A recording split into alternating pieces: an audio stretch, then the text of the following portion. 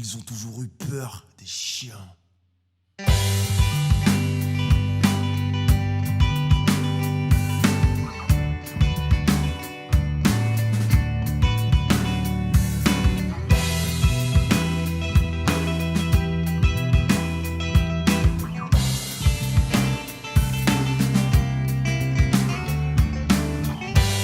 Puis si tu désespères des nôtres, je reviens.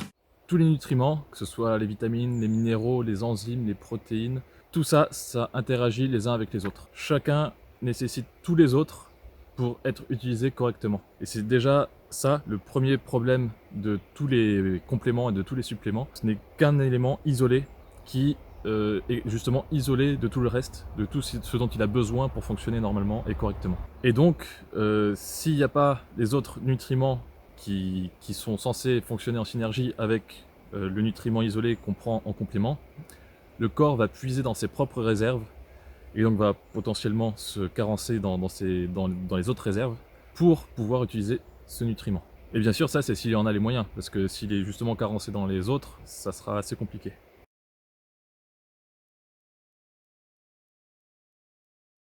Donc ça c'est que le premier problème qui est déjà très important. Mais en plus de ça, pour isoler les nutriments, il faut utiliser de la chaleur et aussi des solvants. Et donc même des compléments qui sont dits naturels, entre guillemets, les industriels ont utilisé des solvants comme du kérosène ou de l'éthanol. Ils peuvent dire que c'est naturel parce qu'ils considèrent que le kérosène c'est d'origine naturelle. Sauf que bien sûr c'est très toxique ces choses-là et ça endommage les cellules. Ils utilisent ces solvants-là et d'autres procédés chimiques industriels pour pouvoir dissoudre les aliments, pour par la suite isoler les nutriments. Une fois que la soupe est faite, que les aliments sont dissous, ils les rincent. C'est-à-dire qu'ils laissent tremper 6 à 10 heures dans le solvant, dans du kérosène ou de l'éthanol, et ils ne rincent que 30 à 180 secondes. Donc on peut se poser la question, est-ce que ces solvants, ces produits chimiques sont incrustés au point de vue moléculaire dans les nutriments, dans les aliments? On peut aussi se poser la question de quels produits chimiques se forment lors de l'interaction entre les aliments et les solvants. Donc déjà rien que ça, quand on se met ça en tête, on se verrait pas nous-mêmes prendre nos aliments, les tremper dans du kérosène pendant quelques temps, quelques minutes, et ensuite les rincer quelques secondes dans de l'eau et les manger.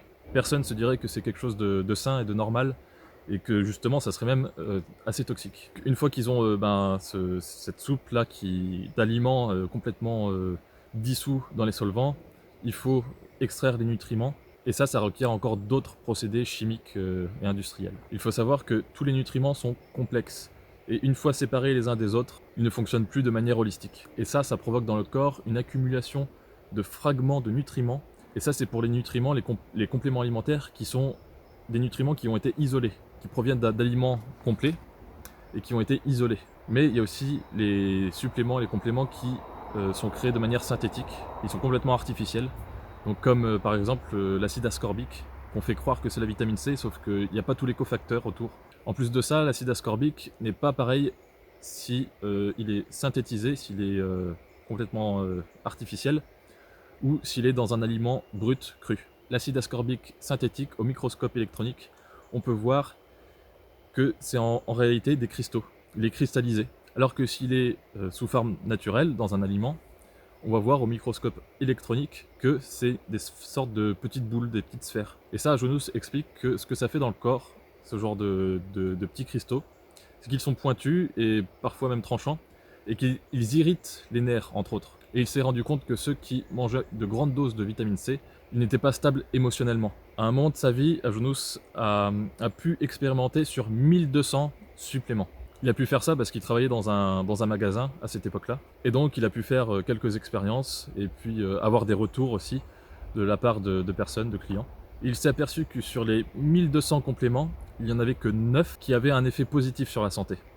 Tous les autres, c'était des effets négatifs. D'ailleurs, quand il a quitté son travail, il a dit qu'à la fin, sur les 9 compléments, il y en avait 6 qui n'étaient plus commercialisés, seulement 3 qui étaient toujours en vente. Sur ces 9 compléments, ils étaient tous préparés à des températures inférieures à 27 degrés et demi, et aucun d'entre eux n'avait été extrait ou traité chimiquement. Et il explique notamment, ça je l'ai mentionné dans ma vidéo sur l'iridologie, si on prend par exemple des compléments de fer, ça va créer des dépôts justement dans notre corps qui vont apparaître comme des taches de rouille dans notre iris. Généralement, cette toxicité-là, elle se concentre dans tout ce qui est organes, mais surtout les glandes. Donc ça va être les testicules, les ovaires, la thyroïde, les glandes surrénales, au niveau du cerveau. Alors souvent, les gens disent avoir plus d'énergie quand ils prennent des compléments et se sentir mieux. Sauf que c'est une réponse à la toxicité de la part du corps. C'est un peu comme le café. Le café n'apporte pas d'énergie. Le café, c'est quelque chose de toxique qui va engendrer une réponse hormonale de la part du corps. Donc en fait, si certaines personnes peuvent se sentir mieux avec la prise de compléments alimentaires, c'est parce que ça engendre une réaction face à cette toxicité-là. Et généralement, ça se traduit par des hormones qui sont relâchées dans le corps. Et ce sont des hormones toxiques. C'est pour mettre le corps en alerte, justement comme le café. Pas mal de hooligans qui du bout de leur jolie canne la crèveraient bien.